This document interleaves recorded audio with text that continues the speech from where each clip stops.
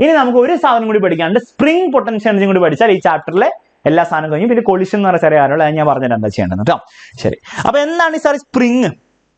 ഒന്നുമില്ല, സ്പ്രിംഗ് എന്ന് പറഞ്ഞാൽ എല്ലാവർക്കും അറിയാം. സ്പ്രിംഗ് പിടിച്ച് വലിക്കാൻ പറ്റില്ല, പക്ഷെ പിടിച്ച് വലിക്കാൻ എന്തെങ്കിലും മാസമാണ്. ഇനി ആലോചിച്ച് നോക്ക്, ഞാൻ പിടിച്ചു വലിച്ചു, ഇത്ര സ്ലോ, ഇത് സ്ലോ മോഷനിലാണ്. ഫാസ്റ്റ് മോഷനാണെങ്കിൽ നിങ്ങൾക്കറിയാം. ഇനി ഇതിന്റെ നേച്ചർ ഒന്ന് മനസ്സിലാക്കാം, ഈ സ്പ്രിങ്ങിന്റെ ഫോഴ്സിനെ ശ്രദ്ധിക്കാം. ഞാൻ ഇതിപ്പോ വെറുതെ നിൽക്കുകയാണ്, ഞാൻ ഇവിടെ നിന്ന് ഇവിടേക്ക് ഒരു ഡിസ്പ്ലേസ്മെന്റ് ഉണ്ടാക്കി. ഞാൻ താഴേക്കാണ് ഡിസ്പ്ലേസ്മെന്റ് ഉണ്ടാക്കിയത്, ശരിയല്ലേ? താഴേക്കാണ് ഞാൻ ഡിസ്പ്ലേസ്മെന്റ് ഉണ്ടാക്കി. നിങ്ങൾക്ക് തോന്നുന്നത് എന്താണ്? ഈ സ്പ്രിങ് എന്റെ കയ്യിൽ അപ്ലൈ ചെയ്യുന്ന ഫോഴ്സ് എങ്ങോട്ടാണ്? താഴേക്കാണോ മുകളിലേക്കാണോ? സ്പ്രിങ് എന്റെ കൈ അങ്ങോട്ട് പിടിച്ച് വലിക്കാൻ നോക്കണേ. ഞാൻ ഡിസ്പ്ലേസ്മെന്റ് താഴേക്ക് ഉണ്ടാക്കിയപ്പോ സ്പ്രിങ് എന്റെ കയ്യിൽ അപ്ലൈ ചെയ്യുന്ന ഫോഴ്സ് മുകളിലേക്കാണ്. അതായത് സ്പ്രിങ് അപ്ലൈ ചെയ്യുന്ന സ്പ്രിങ് ഫോഴ്സ് എന്താണ്? ഡിസ്പ്ലേസ്മെന്റിന്റെ ഓപ്പോസിറ്റ് ആണ്. ഡിസ്പ്ലേസ്മെന്റ് താഴെ, സ്പ്രിങ് ഫോഴ്സ് മുകളിലേക്ക്. ഓ സാർ, അതേ സമയം നിങ്ങൾ ആലോചിച്ചു, ഞാൻ ഇതിനെ കംപ്രസ് ചെയ്തു, അത് ഡിസ്പ്ലേസ്മെന്റ് ഞാൻ മുകളിലേക്ക് ഉണ്ടാക്കി. ഇങ്ങനെ നിൽക്കുന്ന സമയത്ത് സ്പ്രിങ് ഡിസ്പ്ലേസ്മെന്റ് മുകളിലേക്കാണ്.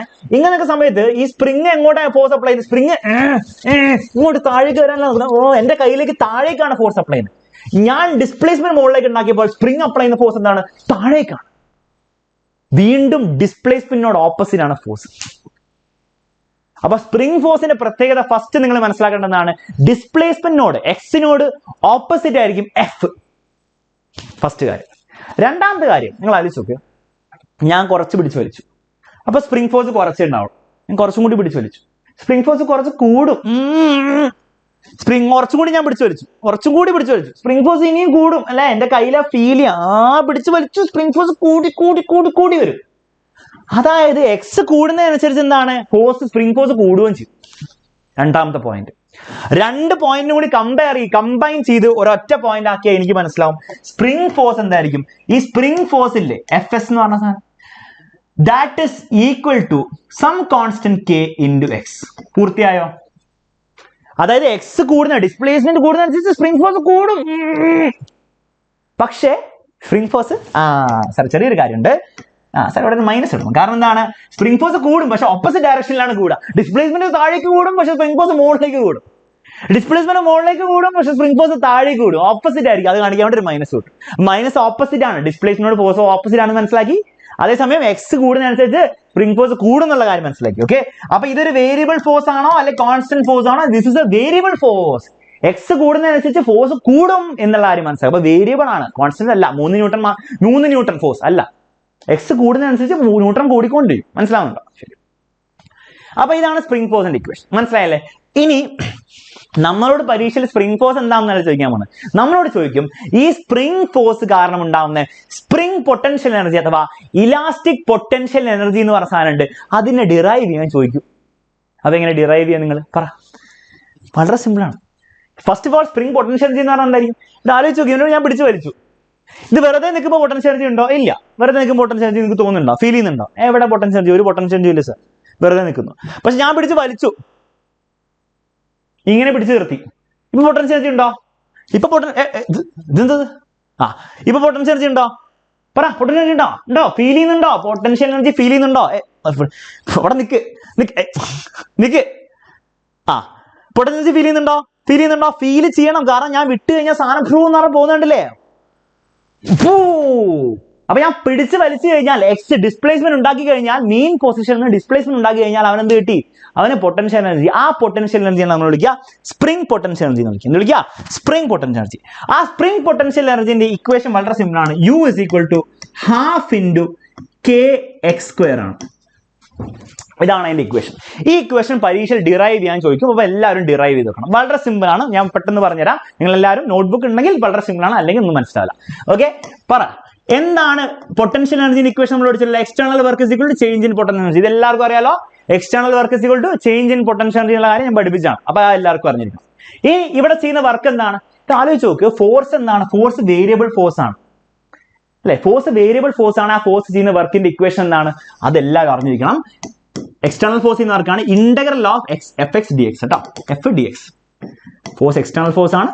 എഫ് ഡി എക്സ് ഇന്റഗ്രേറ്റ് ചെയ്താലേ വർക്ക് കിട്ടും. കാരണം ഇവിടെ എന്താ പ്രശ്നം? ഇത് കോൺസ്റ്റന്റ് ഫോഴ്സ് അല്ല, ഫോഴ്സ് മാറിക്കൊണ്ടിരിക്കും, എക്സ് കൂടുന്നതനുസരിച്ച് ഫോഴ്സ് കൂടുന്നുണ്ട്. അപ്പം വർക്ക് കണ്ടുപിടിക്കുകയാണ് നിങ്ങൾ ചെറുതായിട്ട് ഇൻറ്റഗ്രേറ്റ് ചെയ്യുന്നത്. വലിയ ബുദ്ധിമുട്ട്, ചെറിയ ഇൻറ്റഗ്രേഷൻ ആണ്, വലിയ സംഭവം ഇല്ല, പറഞ്ഞുതരാം. ഓക്കെ, അപ്പോൾ എന്തായാലും ഇൻറ്റഗ്രേറ്റ് ചെയ്യാണ്ട് പരിപാടി നടക്കാൻ പോകുന്നു കേട്ടോ. അപ്പോൾ ഇൻറ്റഗ്രേറ്റ് ചെയ്യണം, എങ്ങനെ ഇൻറ്റഗ്രേറ്റ് ചെയ്യാമെന്ന് വൃത്തിയിൽ എഴുതട്ടെ.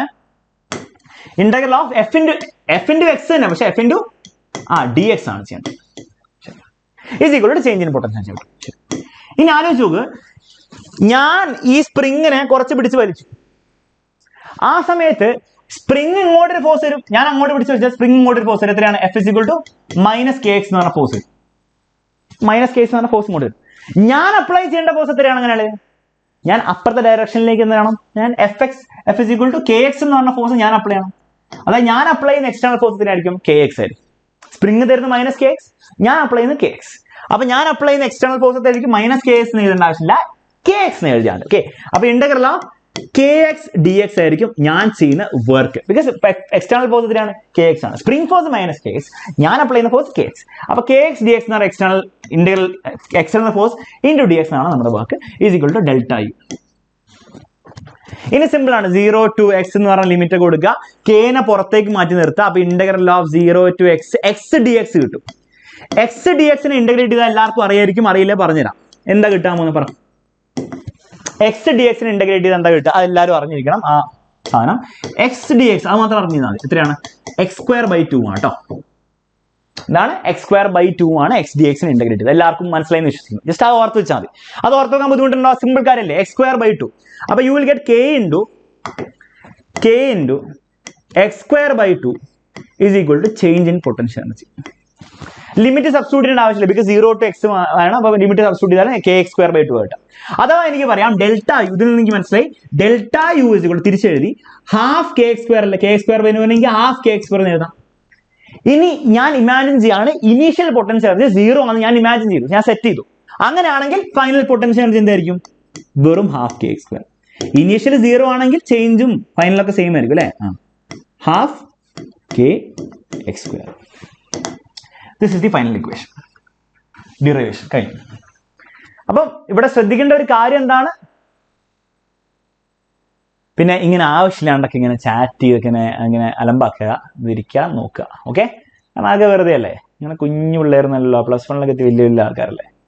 അപ്പൊ എന്താ ഈ സൂയി എന്നൊക്കെ പറഞ്ഞിട്ട് അപ്പൊ അതൊക്കെ ചെയ്യാതിരിക്കാൻ നോക്കാം കേട്ടോ. ഓക്കെ, അപ്പം ഇത് നമുക്ക് കിട്ടി u is equal to half kx².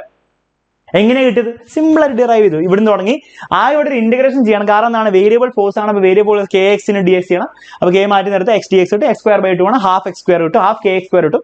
Half kx² delta U എന്ന് പറഞ്ഞാൽ യു ആയിട്ട് റിപ്ലേസ് ചെയ്യുക. അത്ര ആലോചിക്കണം. പരീക്ഷയിൽ നിന്ന് കുറെ ആലോചിക്കാൻ നടക്കുന്ന പരീക്ഷയിൽ എന്താണ്? Delta U is equal to half kx², U is equal to half kx². അത്രേ ഉള്ളൂ. എപ്പോഴും അങ്ങനെ തന്നെ. ഓക്കെ, എപ്പോഴും അങ്ങനെ തന്നെ. മനസ്സിലായല്ലോ? ശരി. അപ്പൊ എല്ലാവർക്കും മനസ്സിലായോ ഈ കാര്യം എങ്ങനെയാ ചെയ്യേണ്ടതെന്ന്? സ്പ്രിംഗ് പൊട്ടൻഷ്യൽ എനർജിന്റെ u is equal to half kx² എന്ന് പറഞ്ഞ ഡെറിവേഷൻ മനസ്സിലായല്ലോ? ഇത് പാടാണ്, പക്ഷെ അത് എത്രത്തോളം സിമ്പിൾ ആക്കാൻ പറ്റും അത്രത്തോളം സിമ്പിൾ ആക്കി തന്നിട്ടുണ്ട്. ഒന്ന് ചെയ്തു നോക്കിയാൽ നിങ്ങൾക്ക് ചെയ്യാൻ പറ്റും കേട്ടോ. ഒന്ന് ചെയ്തു നോക്കിയാൽ ചെയ്യാൻ പറ്റും കേട്ടോ.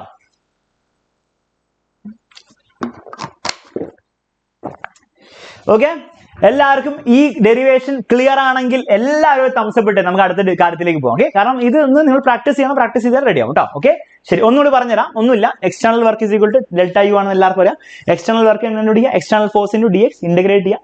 എഫ് ഇൻറ്റു ഡി എക്സ് ആണ്, അത് ഇന്റഗ്രേറ്റ് ചെയ്യാം. നമ്മൾ അപ്ലൈ ചെയ്യേണ്ട ഫോഴ്സ് എത്രയാണ്? കെ എക്സ് ആണ്. അവൻ ഇങ്ങോട്ട് മൈനസ് കെ എക്സ് വരും, സ്പ്രിംഗ് ഫോഴ്സ് അല്ലെ? Spring force minus K X അല്ലേ? പക്ഷെ നമ്മൾ അപ്ലൈ ചെയ്യേണ്ടതാണ് അതിനെ ഗെയിൻസ്റ്റ് ആയിട്ട് കെ എക്സ് അപ്ലൈ ചെയ്യുക. അപ്പൊ കെ എക്സ് ഡി എക്സ് വരും, കെനെ മാറ്റി നിർത്താം. അപ്പൊ എക്സ് ഡി എക്സ് കിട്ടും. x²/2 ആണ് integral of X d X. അപ്പൊ x²/2 സബ്സ്റ്റിറ്റ്യൂട്ട് ചെയ്യുക. x²/2 എന്ന് പറഞ്ഞാൽ ഹാഫ് x². അപ്പൊ delta U is equal to half kx² എന്ന് കിട്ടും. ഇനി ആലോചിച്ച് നോക്ക്, ഡെൽറ്റ യു ഇനീഷ്യൽ പൊട്ടൻഷ്യൽ നമ്മൾ 0 ആയിട്ട് എടുത്തു. അപ്പോൾ delta U is equal to U എന്ന് കിട്ടും. അപ്പൊ U is equal to half kx². Simple, ഇത്രേ ഉള്ളൂ കേട്ടോ. ഒന്ന് പ്രാക്ടീസ് ചെയ്യേണ്ടി വരും, പ്രാക്ടീസ് ചെയ്താൽ കിട്ടും കേട്ടോ. ഒരു ബുദ്ധിമുട്ടില്ല. മുന്നോട്ട് പോയാലോ? ശരി, ഓക്കെ. ഇനി ഇതിന്റെ ഒരു ഗ്രാഫ് പഠിക്കണം. സിമ്പിൾ ഗ്രാഫാണ്, ഒന്നുമില്ല. നിങ്ങൾ ആലോചിച്ച് നോക്ക്, പൊട്ടൻഷ്യൽ എനർജി എന്ന് പറഞ്ഞാൽ എന്താണ്? എക്സിനനുസരിച്ച് കൂടും, ശരിയല്ലേ? എക്സ് കൂടുന്നതനുസരിച്ച് പൊട്ടൻഷ്യൽ കൂടില്ലേ? എക്സ് ദൂരം കൂടുന്നതനുസരിച്ച് പൊട്ടൻഷ്യൽ കൂടും. ശരി. അങ്ങനെയാണ് അതിന്റെ ഗ്രാഫ് എങ്ങനെയായിരിക്കും അറിയോ? ഇങ്ങനെയായിരിക്കും ഗ്രാഫ് ഉണ്ടാകുന്നത്. പാരബോളിക് ഗ്രാഫ് ആയിരിക്കും ഇങ്ങനെ. ഇതാണ് ഇവര് വി എന്ന ടെക്സ്റ്റ് ബുക്കിൽ കൊടുത്ത നമുക്ക് എന്താണ്? ഇവൻ യു ആണ് potential energy. Potential energy graph ഉണ്ടാവും അല്ലെ?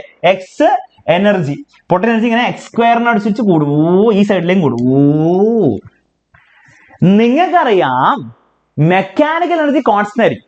പൊട്ടൻഷ്യൽ എനർജി കൂടും, ഓക്കെ ശരി, പക്ഷെ മെക്കാനിക്കൽ എനർജി കോൺസ്റ്റന്റ് ആയിരിക്കും. അതേ പൊട്ടൻഷ്യൽ എനർജി കൂടുന്നതനുസരിച്ച് ആര് കുറയുന്നുണ്ടാവും? Kinetic energy കുറയുന്നുണ്ടാവും. അപ്പൊ കൈനറ്റിക് എനർജിയുടെ ഗ്രാഫ് വരയ്ക്കും, എങ്ങനെ വരയ്ക്കണം?